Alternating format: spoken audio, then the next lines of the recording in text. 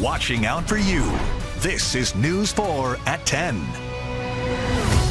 A 27-year-old working to build a business and a mother of 8. Those are just 2 people killed this year in East St. Louis. Now there's a team hitting the city's streets working to tamp down on these violent crimes. This is News 4 at 10. I'm Corey Stark. I'm Samantha Jones. Only News 4's Alexis Zotos takes us inside an exclusive ride-along where officers track down criminals and take illegal guns off the street. There's a lot of people carrying guns out here tonight. We've been out for an hour and a half, and I think we're up to 4 or 5 guns. On a Thursday night in East St. Louis, we got a chance to ride along on a proactive detail with officers from the Public Safety Enforcement Group. So we just had a murder here, by the way, last week. It's a collaborative effort between Illinois State Police and East St. Louis Police. We're going to go to some of the areas where we've been having a lot of shootings, more violence. We'll be looking for witnesses and suspects that we've been having a hard time finding. Nick Mans, a retired FBI agent, and now he heads up the Community-Based Violence Reduction Partnership here in East St. Louis. It's 89 blocks. In 1990, they had roughly 100 policemen to cover 89 blocks. Now they've got 25. That means sometimes there are just a few officers per shift to cover the entire city, which is where ISP comes in. The team met outside the police department. The first stop was Samuel Gomper's public housing. Immediately, they stopped 2 teens with guns. A quick check on the guns, and one is stolen. Have a seat in there. This 16-year-old is released to his parents with a court summons. Lieutenant Michael Lewis says his goal is to reach each young person here. We're not just out here, shaking people down or trying to take people to jail. We're trying to reach the community. The violence in this community didn't happen overnight. Businesses have left. Residents have left, leaving behind vacant buildings like these, this one crumbling into the streets of downtown.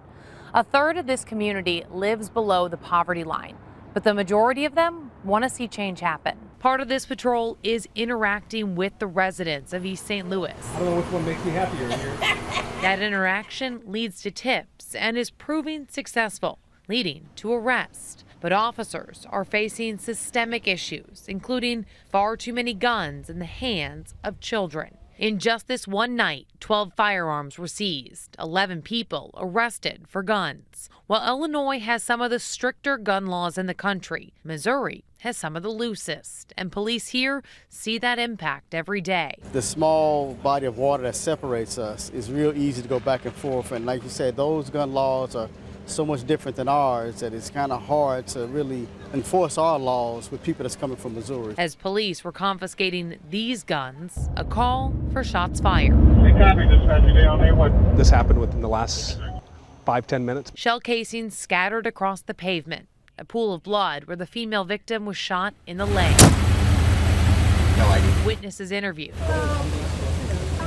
Evidence collected, and a sigh of frustration that on a night where investigators saturate the city, the shootings don't stop. We're out here trying to be proactive, get a couple guns off the street, engage the community, and we have a shooting. But progress has been made. In the first full year of the collaborative program, homicides are down 25%. More cases have been opened, and there's a 105% increase in the number of guns recovered. For this father of 4, it won't stop their efforts to make a real change on the streets of East St. Louis. We can't stop trying to fight the good fight and getting guns off the street and taking the most violent offenders off the street and then reaching the younger kids, like the next generation of people coming up. Like, that's not the way to live. Alexis Zotos, News 4.